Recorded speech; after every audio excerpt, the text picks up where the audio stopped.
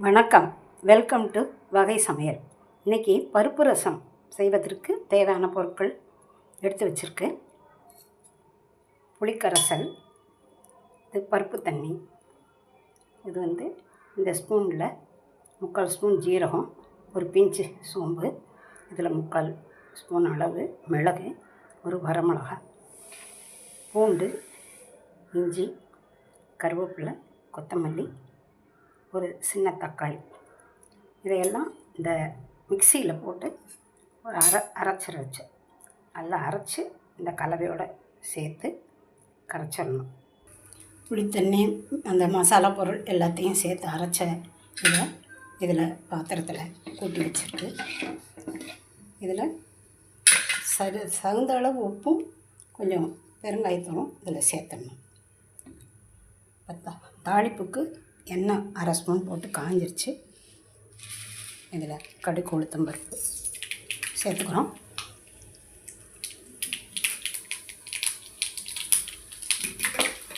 வெடித்த உடனே அடுப்பை ஆஃப் பண்ணிவிட்டு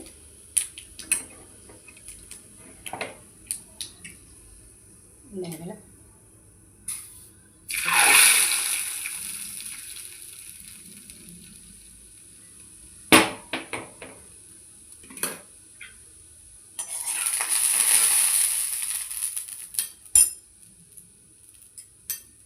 இதை ஒரு கலக்கி விட்டுறணும்.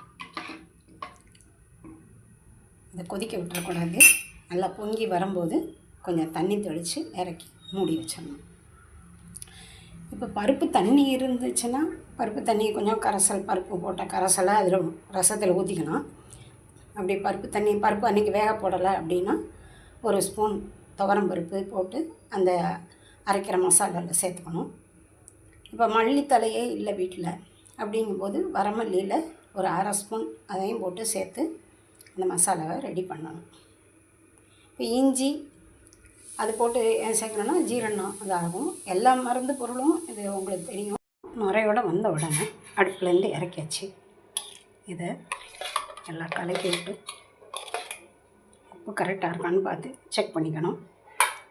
இந்த ரசம் தெளிந்த ரசம் கொஞ்சம் சூடாக குடித்தோம்னா தொண்டை கரகரப்பு, கொஞ்சம் நெஞ்சு சளி இது கரையும். அதே மாதிரி மலச்சிக்கல் இருந்துச்சுன்னா இதில் ஒரு 1/2 டம்ளர் அளவு கொஞ்சம் வெதுவெதுப்பான சூட்டில் குடித்தோம்னாலும் அதுவும் நல்லது. ரசம் நல்ல ஜீரணத்தை கொடுக்கும், அஜீரணத்தை போக்கும். அதனால் இந்த மாதிரி ரசம் செஞ்சு சாப்பிடுங்க. வாழ்க வளமுடன், வாழ்க நலமுடன். நன்றி.